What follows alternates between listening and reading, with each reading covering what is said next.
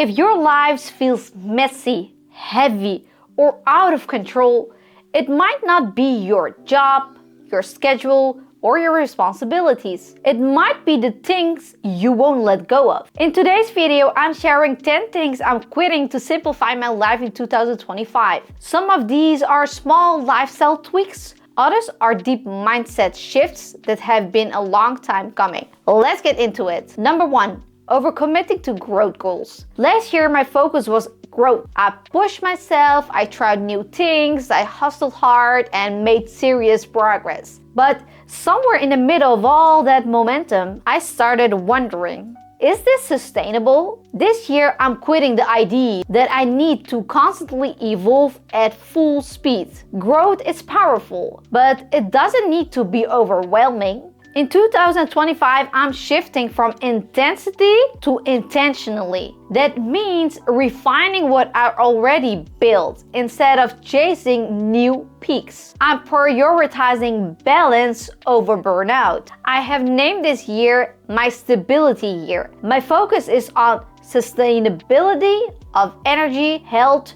routines, and creativity. I don't need every week to be a breakthrough. I just want to keep building slowly, steadily. That might look like taking a walk instead of launching a new side hustle or saying no to things I would have said yes last year. I'm done workshopping productivity at the cost of peace. Number 2, holding on just in case items. If you're anything like me, you probably have a drawer, a closet, or even an entire room full of just in case items. Things you haven't used in years but keep around you because you might need them someday. I'm quitting that mindset.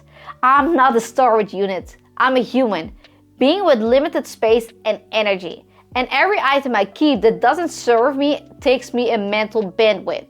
So I'm letting go. Clothes I never wear, tech I don't use, books I never read. This isn't just about decluttering for aesthetics. It's about clarity. I want my space to reflect who I am today, not who I used to be or who I might become in some imaginary future. I go room by room and ask, do I use this? Do I love this? If the answer is no, it goes. There is a freedom in owning less and in not having to manage and maintain so much stuff. Number 3. Neglecting my physical health. Beyond exercise, I have been consistent with working out, but staying active isn't the same as taking care of my body. I realized I have been skipping things that truly matter: sleep, stretching, hydration, and nutrition. In 2025, I'm quitting the idea that a few workouts a week are enough. I'm adopting a holistic approach to health.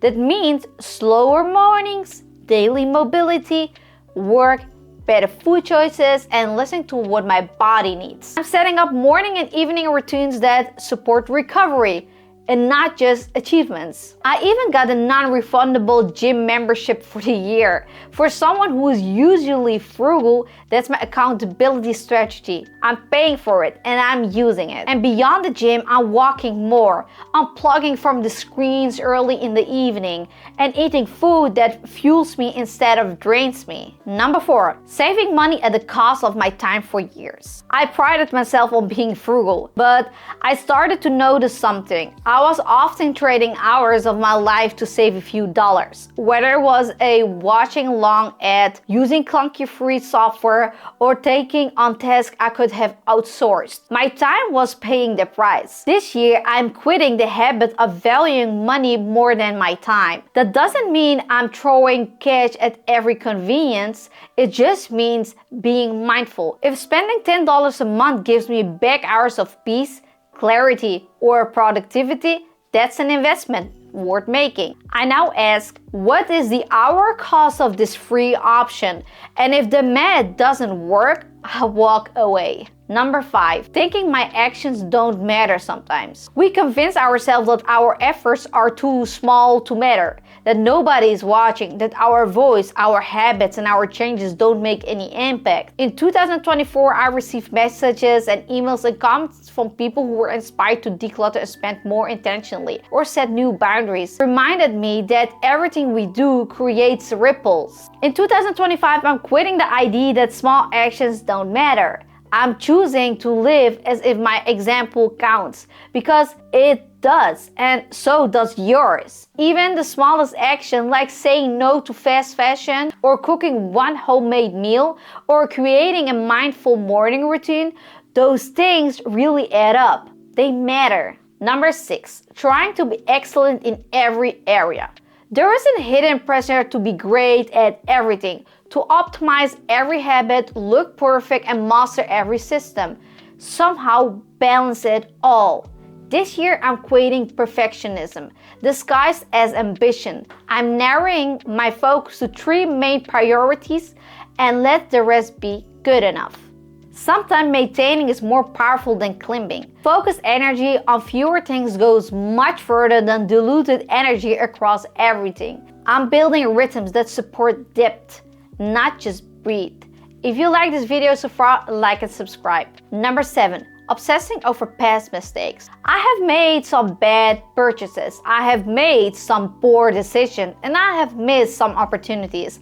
And for a long time, I would replay those mistakes on a loop. This year, I'm quitting the habit of dwelling on the past.